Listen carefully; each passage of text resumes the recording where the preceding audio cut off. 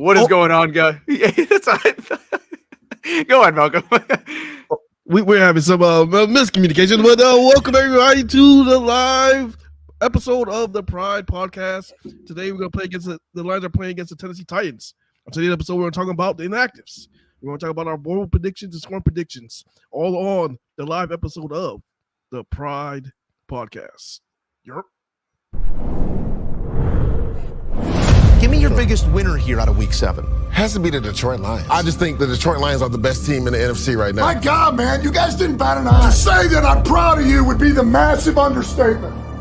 We did what we had to do, did what we needed to do for today and for that win. I mean, you talk about culture, whatever else you want to talk about. Yeah, they believe. I love this freaking team. I love the coaches. I love the players. I love everything about it. We are so freaking hard. They've been in so many of these games, like Dan Campbell just said, they're hardened. They don't even blink when they get down or bad things happen. Yeah, I'm a monster. I'm a great world wonder. I'm about that action. You don't want no drama. Like Contra, I go against the law. I move like water. I am bloody raw. Ha, yeah, renegade. You've been a slave, I've been free. Ha, ha, I'm too strong, no stronghold. Can't lock me, nah. I die taking out my enemy. They'll remember me forever like a memory. No enemy, like eternity. My energy, they give me till infinity. Look at me, I'm lightning. In their eyes, all they see is what I am. I'm defiant, I'm a giant. In the valley with the wolves, I'm a lion. Take the head off a body of a python. I'm bigger than an icon. I'm the moment of history. And everybody got their eyes on. Give it to me. Bam! The Detroit Lions. The class of the National Football Conference of the Detroit Lions. Like me. If you're going to beat the Lions, you can't give them another shot. They gave the ball back to the Lions. That's it. That's all she wrote. In the pocket. Now he throws it in. Picked up. Brian Grant said, not on my watch. Launching Goff over the top for St. Brown. He dropped it in the basket. 14 to the house. And Detroit, after trailing by 10, has taken the lead. There he goes. Count it down. 10-5. End zone. Touchdown, Detroit Lions. Oh, baby. We hunt, we eat, and we win as one today. You gave the Lions an opening, and that's what you do if you're a championship team with an MVP quarterback. You get the opening, and you bust it through. Where's the right side? Get up here, baby.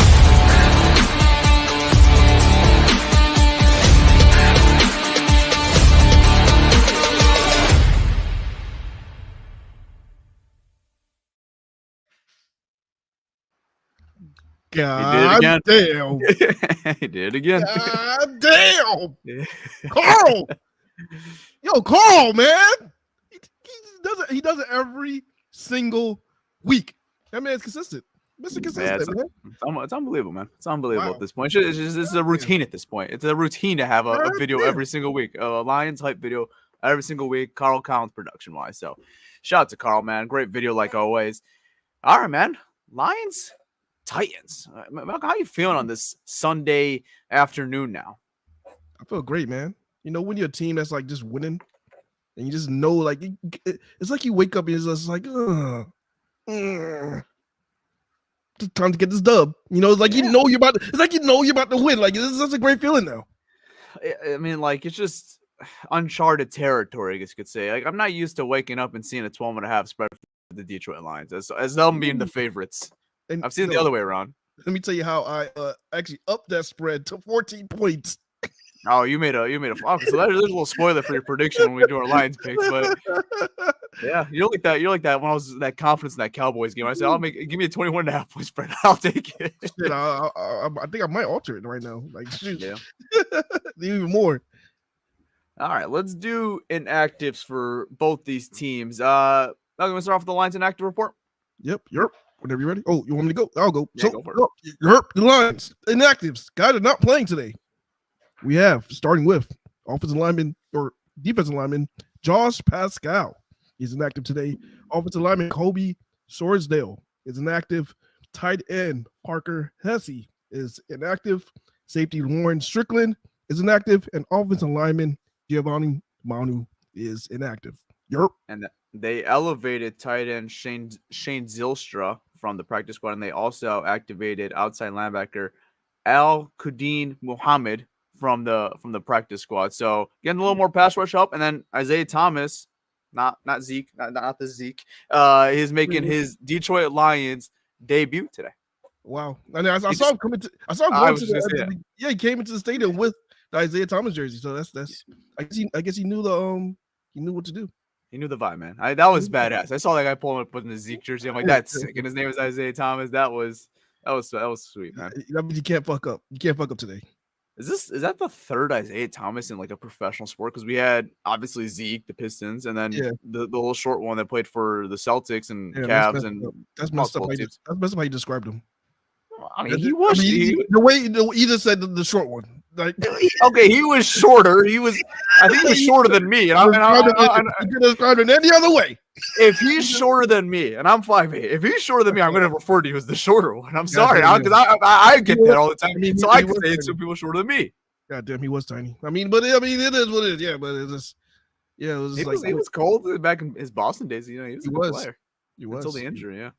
And now we have the Lions Isaiah Thomas. So we'll see what he does today. Got some much needed pass rush help. So hopefully he could provide that spark. So, all right, going on to the Tennessee Titans inactive report. We got starting quarterback, Will Levis. He is inactive for the Tennessee Titans. We got running back Tajay Spears inactive for the Tennessee Titans. Linebacker Jerome Baker. Cornerback L'Jarius Sneed. Offensive lineman Nicholas Freet. Tight end David Martin Robinson. And tight end Thomas Adakuya.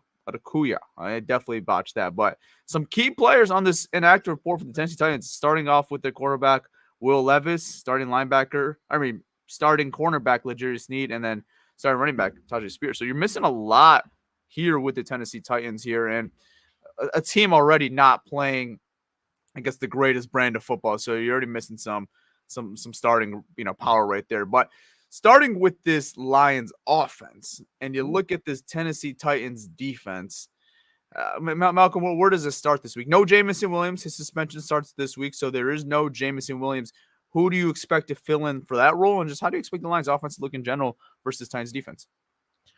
Man, I mean, this Titans defense actually is a lot tougher than I think mainstream football fans really. They're not really giving credit to. I think this might be the top defense in the league right now. This is definitely going to be one of the tougher defenses that we face this year. But that being said, I'm expecting Lions to do what they normally do. I think the Titans haven't played an offensive line like the Detroit Lions. I know in our last episode, Pierre was telling me they play a lot of two safeties high.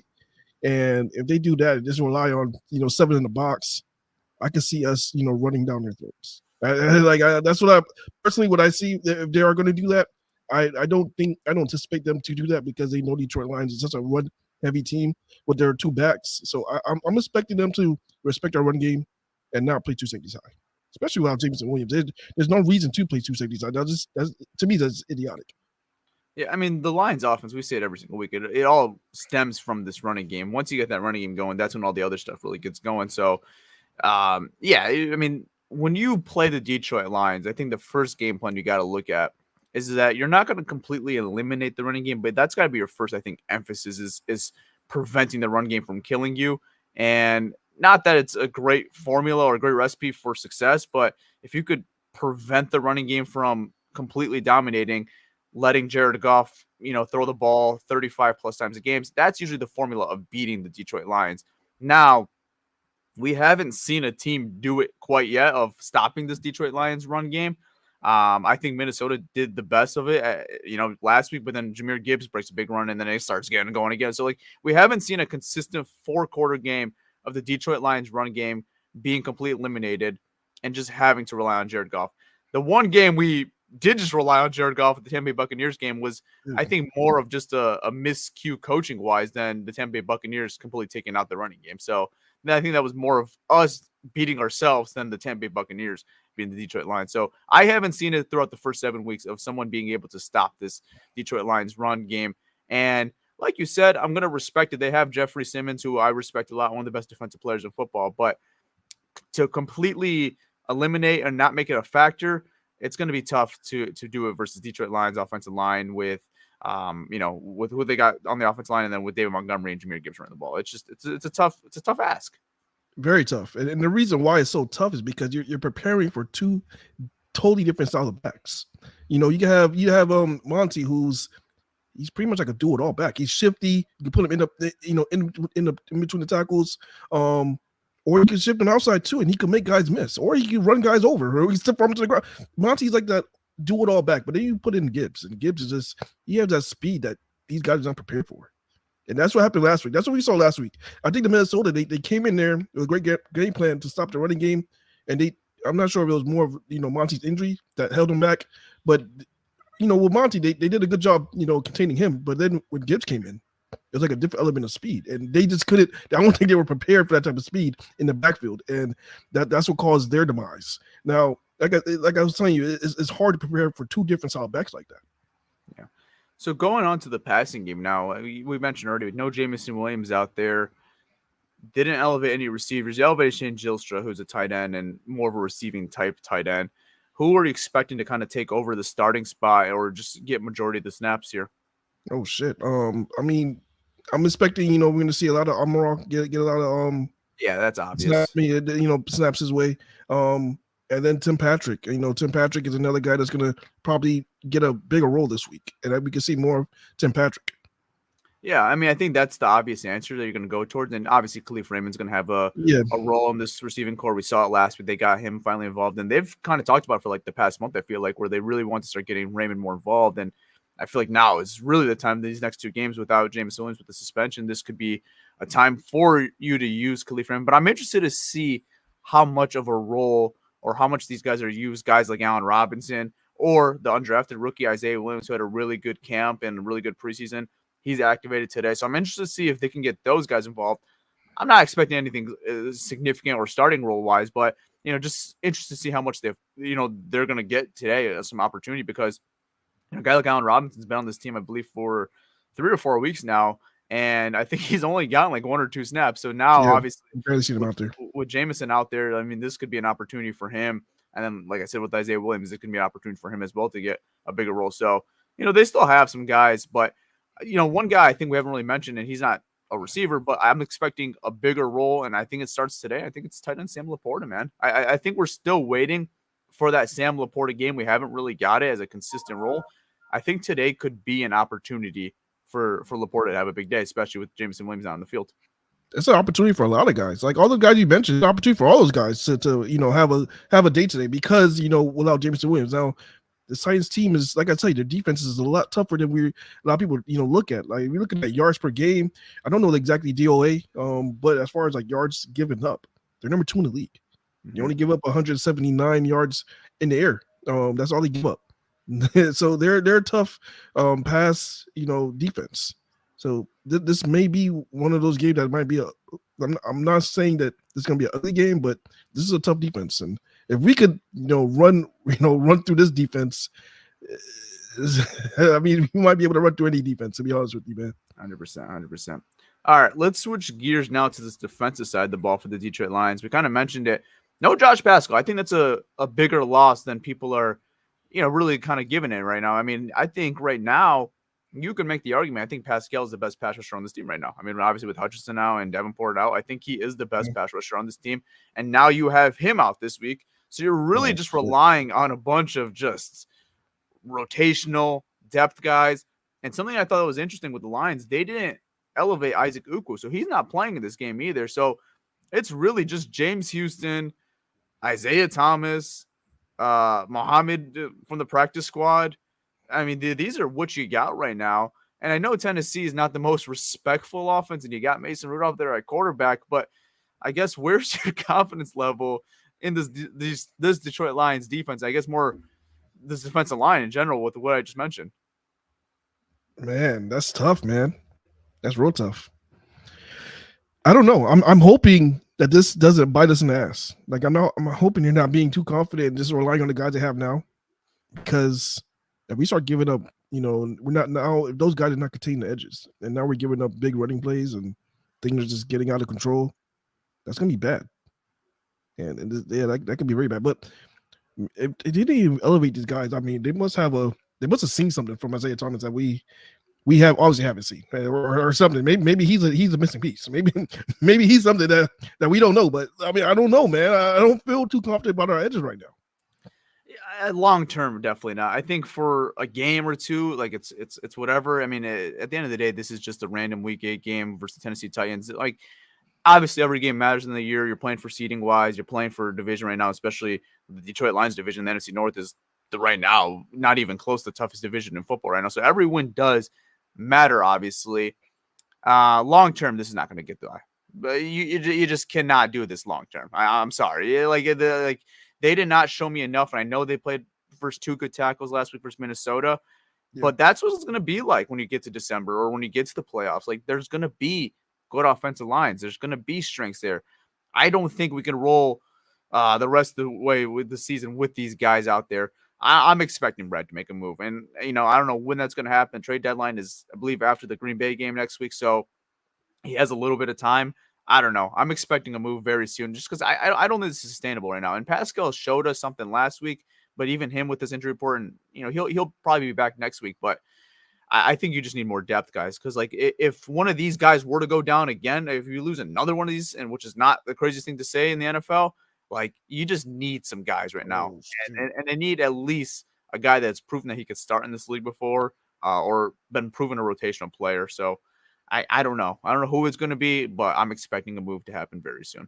Shoot, I wasn't even thinking about injuries, man. Shit, if somebody something happens, bro, that's good. Now you're putting linebackers over there and stuff. And you got linebackers rushing the pass from now. This is going to be crazy. I mean, this ain't going to be good. Yeah, you're just picking up guys from the street at that point. So, all right, I know this was in the show sheets, but I mentioned to you before the show. I thought this was interesting, and I think this could be something for the Detroit Lions. I don't know if many people saw this. So this is reported by Jordan Schultz at 11:37. Linebacker Josh Uche is out for the Jets despite not having an injury. He's been a focal point in trade talks around the NFL, and his contract is very appealing to contending teams. Do you think this could be a potential move for Brad Holmes to go out there and just go get Josh Uche from the New England Patriots? This would be something Brad Holmes would probably do. It's cheap. Doesn't have to put any real, draft assets into it. You could probably throw him like a 6th-round pick and bring him on board. This is right down that Brad Holmes' alley. This is right down his alley. Yeah. I mean, yeah, Uche is not one of those guys that's been a consistent starter, but it's been a guy that has been a rotational piece. We were looking at his numbers before the show. We saw 2022, 11.5 sacks, and that was in 0 starts, played in 15 games. So, like, those are very, very impressive numbers. So I could see this potentially being a move that Brad goes out there and maybe this deal gets done tomorrow or some point whenever. We're seeing some trades around the league happen already. So I'm expecting the Lions to make a move very soon. I really am. Now, I just want to keep in mind, doesn't matter about his numbers or the player. Is he a fit for Detroit? I think he is. That's how Brad Holmes thinks. Does he fit the culture? Does he fit what they're trying to do? Mainly, like I think his issue in New England is that he sucks. He's horrible at stopping the run. I think that's his issue in New England. Is that something that Brad Holmes wants? I mean, you're looking at another James Houston 2.0, maybe a little bit better. Right. Yeah. I mean, I think right now I look at it like I think the Lions' run defense is fine. We saw it last week. Like they were still doing a good enough job. I feel like with the run defense, even without Hutchinson, I think they contained the edge as well with what they had with Pascal. And I thought even Trevor Nowalski, when he got his opportunity, I thought he was solid over there as well. And obviously the interior guys, you're going to count on those guys. You know what you're going to get out of Aleem and Reader. But as far as the edges, I thought for the most part, outside of the one Isaac Uku and Tyrion Arnold's miscue, I think for the most part, they did a pretty good job with Aaron Jones for the most part outside that big run. So I don't know. I think as far as getting a true pass rusher who can get after the quarterback, I think that right now is more important for the Detroit Lions than a guy that's a great edge, stopper who's going to stop the run game. I think they have enough guys that could do that right now in their system. I think it's more getting that pass rush, not letting the quarterbacks in the pocket for a million seconds. Do you think if he comes here, do you think he starts? I think he competes right away with those guys, and he's going to earn a role right away, and he has an opportunity to start, in a couple of weeks if he can earn that spot. I like it. Bring him in, Brad. I could see it. I could see it. You know, like you said, I don't think it's gonna be crazy expensive. I don't know if it will be a 6th-round pick, but you know, I don't see it being too expensive just off of the production. And I think being a contract year for Uche. Yeah. Okay. Overall, though, defensively, you're playing Mason Rudolph. You're playing this Tennessee Titans offense. Is there much that really scares you on this Titans offense? If for some reason we can't stop the run, I mean, I'm not expecting us to be in a situation where we can't stop the run. It's just all these injuries. I know we saw last week they played well, but you know, now we're in week 2. They can consistently, you know, do it back to back and play the run well, without, you know, having Aiden. And so we're gonna see, you know, how they do against that. Man, I don't want to sound too cocky or, you know, but their offense sucks. I mean, we talk about every week, like, guys you circle, right? I mean, is there really anyone you circle here? I mean, it's not the quarterback. I mean, Tony Pollard's been all right for them, but I'm not really circling him. I'm like you said, I'm really confident in the Lions' run defense in general. Calvin Ridley has been whatever. They traded D-Hop earlier in the week. I know, and even him, he hasn't been great this year for them. No. Tyler Boyd, like, solid 3-4 receiver. Like, there's just not really much here that really scares you. And I feel like even with the pass rush depth that we're missing right now on this defense, I think we have enough as far as just in the back 7 with the linebackers and secondary that you can get by. I mean, if you can get by last week with the Minnesota Vikings, I don't see why you can't get by this week versus the Tennessee Titans offense at home. Yeah, I mean, like I brought up earlier, man, their defense is really tough, but their offense, they're 32 in the league. They're really bad. Right. Offensively. Well, actually, I take that back to 31st. 31st in the league. They're 32 as far as passing the ball, and 20th in running the ball. Their offense is not good. I mean, it's as simple as that. It's terrible. Now, right. The Lions can, you know, might be able to, you know, get their, you know, do what they need to do and have their way with this offense. Yeah, hopefully that's the you know, that's the plan. So, all right, let's do some Lions picks and then we'll do our locks of the week. So pulling up the records for Lions picks. So I took an L last week, my first L of the year. I took Minnesota I took them to win. Yeah, I took them to win last week. You did? They bit me in the ass, and I'm glad it bit me. Yeah. So Malcolm, you are 5-0 right now with the spread with Lions picks. You are 5-0. I did. Yo, give it a second because you're lagging like crazy right now. Like, is this there? Is bad? Am I delayed right now? You're hella delayed. God damn it, Tyler. Oh, you can hear me? I can't see you. God damn it, Tyler. Where the hell are you? We're live. Woo-hoo. Just give us a moment, guys. We have some technical difficulty. We lost Tyler. I'm hoping that he is he'll be back. But yeah, as you were saying, I am 5-0 with our picks. Shoot. Can you hear me? I can hear you, Tyler. I just can't see you. Okay, hold on. I'll put my camera back on. All right. I'll get that figured out in a second. You're 5-0 right now with your picks. Yes, I am. Thank you. Both 4-1. I took Minnesota. Why the hell would you do that? I took Minnesota last week, so I'm 4-1. Dude, why the hell would you I was do not that? confident. So, God damn. I'm glad. I'm glad I was wrong. All right, Mr. 5-0, you can go first. This is a no-brainer. I think the entire galaxy, the whole universe is picking the Detroit Lions to win this game. The Lions win. The spread, what was that, 11.5? 11. I increased it. 12.5 now. 12.5. I increased it. 12.5. I increased it. I increased it to 14. So yeah, the Lions are gonna win this game. Let's say, they're a tough defense, so I'm gonna give them some respect. I'm gonna say 20, 27, 27-3. Jesus Christ. Okay. 27-3. Okay. 3. Yeah, they get a field goal. I'm giving them respect and giving them a field goal. All right, Pierre is going 31-13 Lions, so that's obviously covering. Give us your bold prediction after. So Pierre's bold prediction was Isaiah Thomas gets 2 sacks in his Lions game today. That's bold. I'm gonna say Sam Laporta gets 2 touchdowns today. Okay. That's not bad. All right. This is a lot of points, man. 12 and a half. A lot of points. Yeah. And you're playing against the Tennessee freaking Titans. I'm taking the points. I'm sorry. I'm taking the Lions to win, obviously. Like you said, the whole Galaxy picking the Lions to win. But I'm taking the points here. Give me 24-14 Lions. 24-14. Who's gonna score? Who's gonna score? Who's gonna score on your team? I don't know. 24-14. I don't know. Both prediction is a little similar to yours, but it's a little different. 2 Lions tight ends are going to combine for 3 touchdowns. Nice.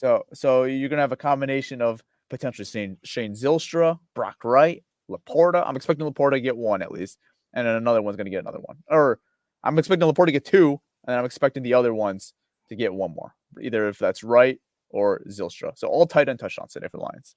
I just want to before I want to point this out. I did not see your comment. You stole Dylan's comment. I did not see this prior to me making my pick, but I see it now. You know, he has a similar bold prediction, but he added yards. He said 150 yards and 2 touchdowns. I like 150. it. When was the last time I did? Was it Hawk? Who the last time that had 150 yards and 2 touchdowns, or at least 150 yards? I mean, Hawk. Yeah, that one game we went to versus Seattle. I know we lost, but he had a crazy game that week. Was it 150 yards though? I think so. Yeah, he had. I think he had 2. I know he had over 100. I know he had over 100, but was it? That's a lot. 2022 Seattle Seahawks versus Lions. Let's see. After that game, by the way, but I remember Hawk had a big game. So the score was 48-45. Jesus. Stats. Let's look up. Lions. Yeah, TJ Hawkinson had 8 receptions, 179 yards, and 2 touchdowns. Okay. Wow, man. We didn't have Amon-Ra St. Brown in this game either. We ran out there with Hawkinson, Reynolds, and Tom Kennedy, and I remember Raymond and Quintez Cephas. Shit.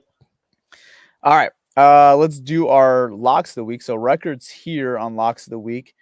We got myself at 4-1. Piers also at 4-1, and then you are 2-3. We went 3-0 last week, though. We all picked up a dub last week. So I'll start off with my first lock of the week. Or actually, I'll start off with Piers because he had the first pick this week. So he's taking the Atlanta Falcons -1.5 against the Tampa Bay Buccaneers, who are dealing with some injuries now without Mike Evans and Chris Godwin. So that is Piers' lock of the week. Atlanta -1.5. I don't hate it. I don't mind it. I'm going to mention this. I like that because I think the Buccaneers haven't won with the Crimsicles jerseys.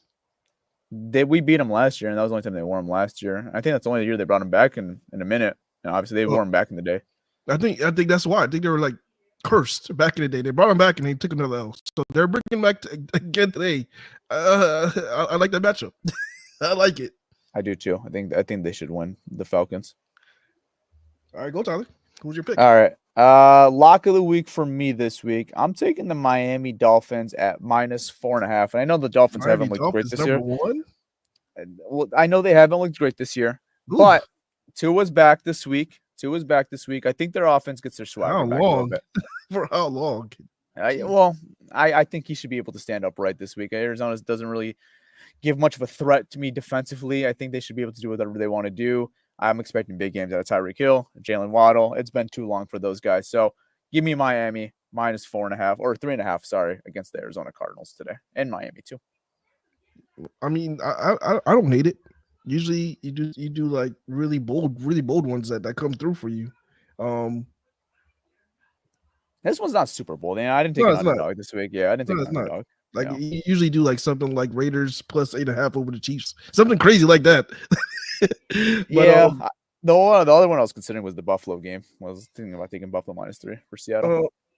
I'm gonna play a little bit safe this week. I'm going to go Packers -3.5 over the Jacksonville Jaguars. I think that's a lock. Put it in. I don't hate that one.